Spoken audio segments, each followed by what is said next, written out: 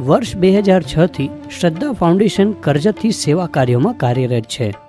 વર્ષમાં 1000થી વધુ માનસિક રીતે અક્ષમ અને ડિપ્રેશનના કારણે ઘરનું સરનામું ભૂલી જતા રખડતા રઝળતા દર્દીઓને સાજા નરવા કરી તેમના ઘરે પરત મોકલવાનું ભગીરથ કાર્ય શ્રદ્ધા ફાઉન્ડેશન અવિરતપણે કરી રહી છે. અત્યાર સુધી 11,000થી વધુ દર્દીઓને શ્રદ્ધા ફાઉન્ડેશને તેમના ઘરે મોકલાવેલ છે. સંસ્થાના વ્યવહાર, સ્વચ્છતા, કાર્યપ્રણાલી અને દર્દીઓને થતી સાર સંભાળની સરાહના કરતા ગામ સુવઈ હાલે થાણા સ્થિત નાથીબેન રાયશી ડાયાલાલ સત્રાની પ્રથમ વાર્ષિક પુણ્યતિથિ નિમિત્તે તેમના પરિવારજનો તરફથી શ્રદ્ધા ફાઉન્ડેશન કર્જત ખાતે મુલાકાત લેવા બદલ પોતાને ધન્ય માને છે.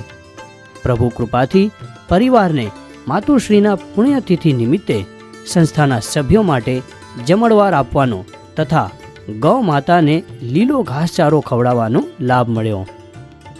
સંસ્થાના કરતા હરતા મણિલાલ ભુરાભાઈ ગાલા, હસમુખ લખમસિંહ શાહ દ્વારા કરાયેલ અરેન્જમેન્ટ અને સંસ્થાનું ઇન્ટ્રોડક્શન તેમજ શ્રદ્ધા ફાઉન્ડેશનના સ્ટાફની દિલથી કાર્ય કરવાની ભાવના જોઈ પરિવારજનો અને સાથે આવેલ બાળકોને માનવ સેવા એ જ ખરી સેવા છે એ જ જોવા મળ્યું.